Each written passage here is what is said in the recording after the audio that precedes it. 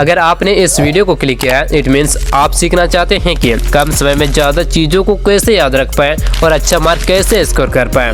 तो आपने सही वीडियो को क्लिक किया है। And in this video I teach you कि आप कैसे कम समय में पढ़कर ज्यादा मार्क स्कोर कर पाओगे।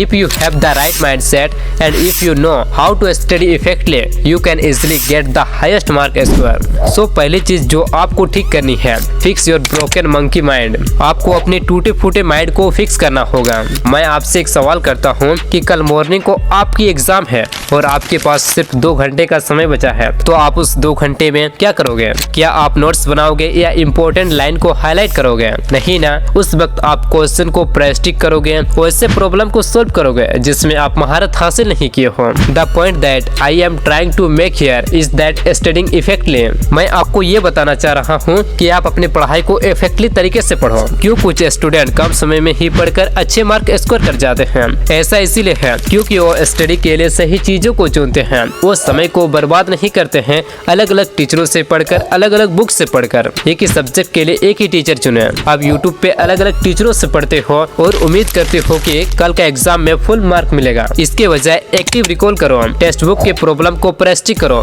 और एक एक क्वेश्चन को ध्यान से देखो जब तक कि आपके माइंड में न बैठ जाए। और पास्ट पेपर के क्वेश्चन को एनालिसिस करके पढ़ो। ऐसा करने का ये रीजन है कि 80% of the exam concept are just going to be repeated from the past paper. इसलिए दोस्तों, ज्यादा प्रोडक्टिव दिखाने के चक्कर में अपने समय को बर्बाद मत करो। 80-20 रूल्स को अप्लाई करो। कोई भी एग्जाम हो, 80% क्वेश्चन 20% सिलेबस से ही आता है। कोई मैटर नहीं करता कि आपने उस एग्जाम के लिए कितनी मेहनत की, मायने तो ये करता है कि आपने उस एग्जाम के लिए कितने इफेक्टिव तरीके से पढ़ा। और अपनी माइंडसेट में और एक बदलाव लाने की आवश्यकता है जिसमें आपका समय बचेगा। आप उन चीजों को सीखना बंद करो जिसमें आप पहले से ही अच्छे हो। इसके बजाय अपनी कमजोरियों पर फोकस करने का प्रयास करें। उन चीजों पर फोकस दो जिसमें आप अभी तक पूरी तरह से महारत हासिल नहीं किए हो। इस तरह आप अपनी इंफॉर्मेशन को फिल्टर कर रहे हो। इससे आपका काफी समय बचेगा। Now the second important thing, you need to do broken time management skill. आपको अपने टूटे हुए समय को ठीक करने की आवश्यकता है। मान लो आपके पास कोई एक ऐसा काम है जिसे आप 5 मिनट से भी कम समय में खत्म कर सकते हो। वैसे कामों को आप कल या परसों के लिए मत टालो, उसे उसी वक्त कर दो।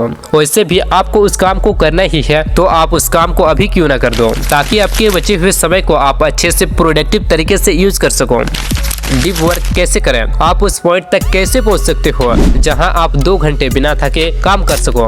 The most important thing about the deep work. Deep work करने का सबसे इम्पोर्टेंट तरीका है अपने डिस्ट्रैक्शन को खत्म करो। यदि आप अपने फोन को बगल में रख कर पढ़ाई करते हैं तो कोई प्रॉब्लम नहीं है, लेकिन आप इसे ऑन करने का प्रयास करते हैं तो प्रॉब्लम है। हर आधे घंटे या 1 घंटे बाद इंस्टा स्क्रॉल करने की कोशिश करते हो तो प्रॉब्लम है। अपने मोबाइल को ऑफ करके पढ़ाई करो या फिर अपने मोबाइल को दूसरे कमरे में रख दो। सेकंड चीज जिससे आप अपने डिस्ट्रैक्शन को खत्म कर सकते हो, change your study environment. For example, अगर आप रूम में पढ़ना पसंद करते हैं तो आप उसे थोड़ा बहुत साफ करने का प्रयास करें, क्योंकि जब आपका कमरा गंदा होता है, आपका कपड़ा चारों तरफ फैला हुआ होता है तो आप फोकस नहीं कर पाते हो और आपको मोटिवेशन नहीं मिलता है। इसीलिए आप अपनी पढ़ाई के लिए एक ऐसा कमरा ढूंढो जो साफ सुथरा हो। अगर आप इस तरह करके पढ़ाई करते हैं तो आप इजली के साथ कम समय में 98% मार्क स्कोर कर सकते हो।